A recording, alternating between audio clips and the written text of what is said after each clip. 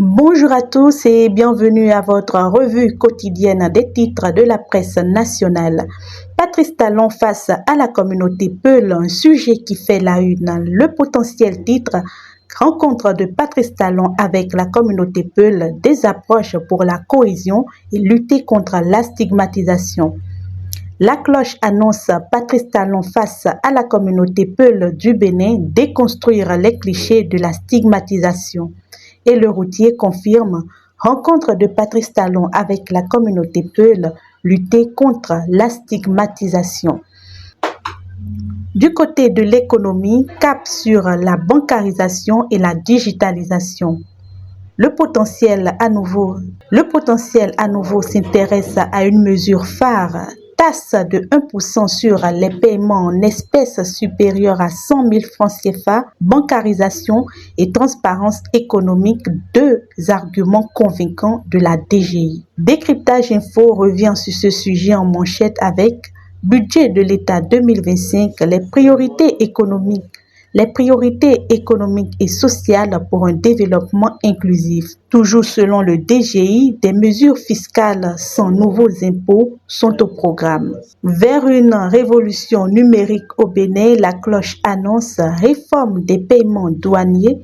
Le Bénin passe à l'électronique à partir du 1er janvier 2025.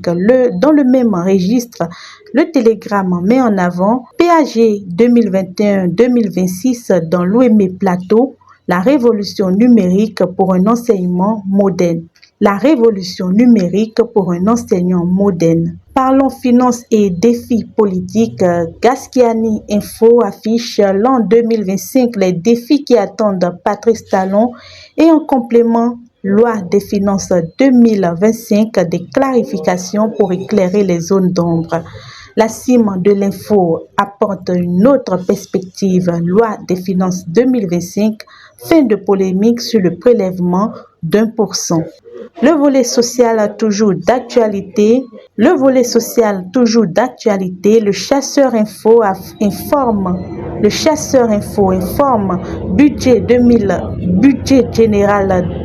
Budget général de l'État 2025, 29 113 432 000 francs CFA alloués aux cantines scolaires. Le matinal se penche sur l'autonomisation des femmes avec microcrédit à la FIA, un atout pour l'autonomisation de la femme. Hommage, culture et sécurité. Info Matin célèbre l'histoire avec 250 ans de la venue de Goudou Kossou Koulé à Abomey-Calavi et la 5e édition de la fête identitaire. Pendant ce temps, le Grand Regard salue une initiative militaire, Opération Mirador. Le CEMG fructueux Baguidi apporte plus de dopants à la troupe au front.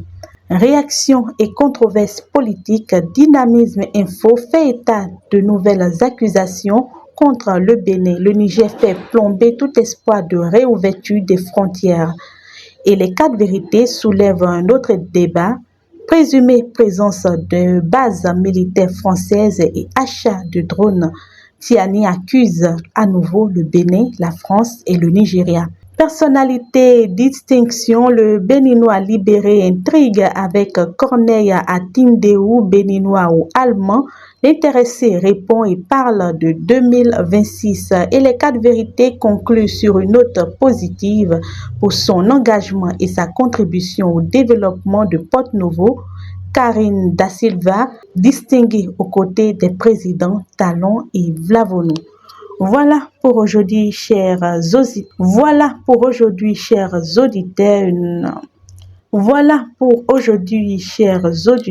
Merci de